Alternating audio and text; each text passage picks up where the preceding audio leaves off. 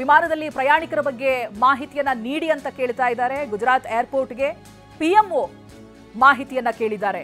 ಡೀಟೇಲ್ಸ್ಗಳನ್ನ ಕೊಡಿ ಅನ್ನೋದಾಗಿ ಪ್ರಯಾಣಿಕರ ಬಗ್ಗೆ ಮಾಹಿತಿಯನ್ನ ಕೇಳಿದೆ ಪ್ರಧಾನಿ ಕಚೇರಿ. ಎಷ್ಟು ಜನ ಪ್ರಯಾಣಿಸ್ತಾ ಇದ್ರು, ಏನಾಗಿದೆ, ಸದ್ಯದ ಸ್ಥಿತಿ ಏನಿದೆ, ಇದ್ರ ಬಗ್ಗೆ ನಮಗೆ ಡೀಟೇಲ್ ಕೊಡಿ ಅಂತ ಪಿಎಂಒ ಕಚೇರಿಯಿಂದಲೂ ಕೂಡ ಮಾಹಿತಿಯನ್ನ ಕೇಳಿದ್ದಾರೆ. ಎಂತವರೆಗೂ ಕೂಡ ಗಾಬರಿಯಾಗುತ್ತೆ ಇಂಥ ದೃಶ್ಯ ಕಂಡಂತ ಸಂದರ್ಭ.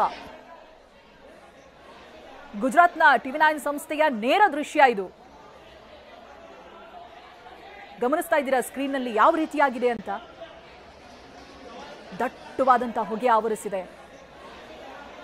ಅಹಮದಾಬಾದ್ ವಿಮಾನ ನಿಲ್ದಾಣದ ಬಳಿನೇ ಪತನವಾಗಿರೋದು ಅಂತ ಹೇಳಿದ್ರೆ ಯಾವುದೋ ವಿಮಾನ ಇಲ್ಲಿ ಲ್ಯಾಂಡ್ ಆಗೋದಕ್ಕೆ ಬಂದಿರೋದಲ್ಲ.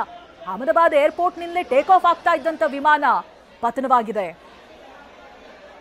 ಜನರಲ್ಲಿ ಯಾವ ರೀತಿಯಾದಂತ ಗೊಂದಲ ಇದೆ ನೋಡಿ. ಓಡಾಡ್ತಾ ಇದ್ದಾರೆ, ತಮ್ಮವ್ರಿಗೆ ಏನಾಗಿದೆ, ಹೇಗಿದಾರು ಅನ್ನೋ ಗೊಂದಲ ಅವರನ್ನ ಕಾಡ್ತಾ ಇದೆ.